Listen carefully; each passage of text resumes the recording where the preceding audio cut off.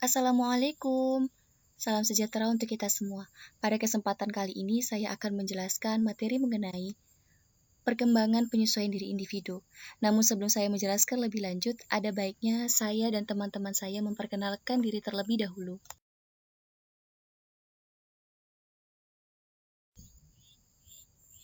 Kami dari kelompok 10 yang beranggotakan saya, Sabila Hidayati, dan teman-teman saya, Sahala Manatap Rajatua Simbolon dan Sarpin Petrus Wijaya Sagala.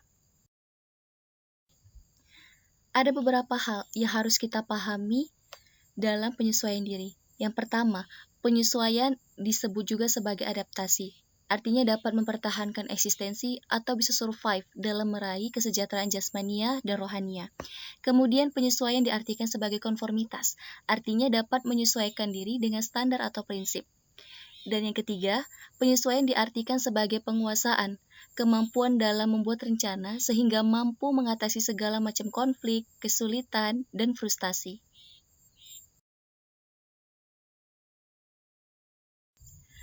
Maka dapat bisa kita simpulkan bahwa penyesuaian diri merupakan usaha manusia untuk mencapai keharmonisan pada diri sendiri dan lingkungannya.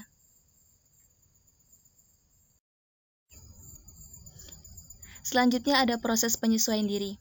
Penyesuaian diri adalah proses bagaimana seorang individu mencapai keseimbangan diri dalam memenuhi kebutuhan sesuai dengan lingkungannya. Karena itulah, penyesuaian diri lebih bersifat suatu proses sepanjang hayat atau lifelong process, dan manusia akan terus-menerus berupaya menemukan dan mengatasi tekanan dan tantangan hidup guna untuk mencapai pribadi yang sehat.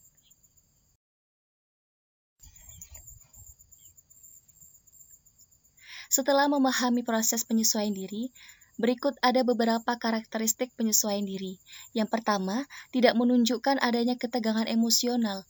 Lalu, tidak menunjukkan adanya frustasi pribadi, memiliki pertimbangan rasional dan pengarahan diri, mampu dalam belajar, menghargai pengalaman, serta bersikap realistik dan juga objektif.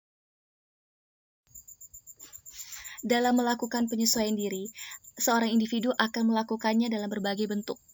Antara lain, penyesuaian dengan menghadapi masalah secara langsung. Dalam situasi ini, seorang individu akan secara langsung menghadapi masalah dengan berbagai akibat dan ia akan melakukan segala tindakan sesuai dengan masalahnya. Kemudian, penyesuaian dengan melakukan eksplorasi atau penjelajahan.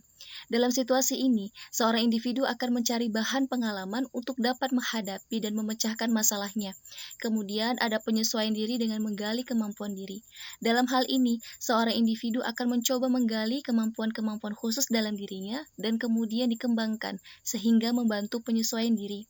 Selanjutnya ada penyesuaian diri dengan belajar. Dengan kegiatan belajar, seorang individu akan memperoleh pengetahuan dan keterampilan yang dapat membantu menyesuaikan dirinya. Dan yang terakhir ada penyesuaian dengan perencanaan yang cermat. Dalam situasi ini, tindakan yang dilakukan merupakan keputusan yang diambil berdasarkan perencanaan yang cermat. Lalu ada beberapa faktor penyesuaian diri. Yang pertama, kondisi sikap jasmania yang meliputi pembawaan, konstitusi fisik, susunan saraf, otot, dan kesehatan. Lalu ada faktor perkembangan dan kematangan yang meliputi intelektual, emosional, sosial, dan moral. Selanjutnya ada faktor penentu psikologis yang meliputi pengalaman, belajar, pembiasaan, frustasi, dan konflik. Lalu ada kondisi lingkungan yang meliputi lingkungan keluarga, rumah, dan sekolah. Selanjutnya ada faktor kultural dan agama.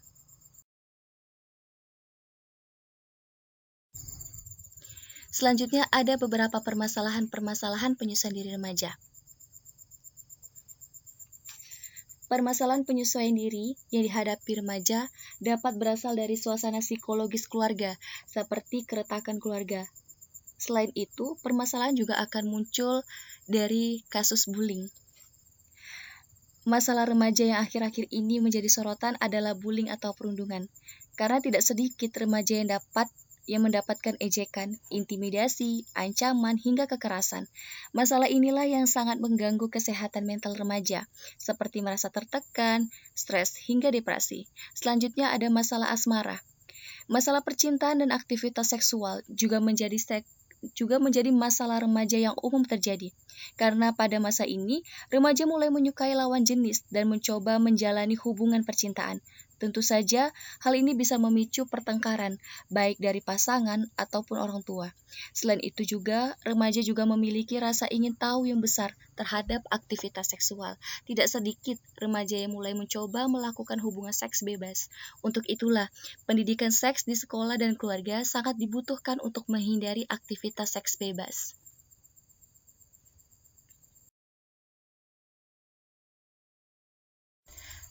Selanjutnya ada beberapa cara dalam mengatasi permasalahan-permasalahan diri remaja.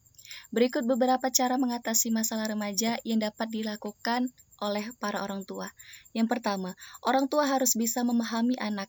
Kedua, pastikan anak remaja Anda merasa aman dan dicintai.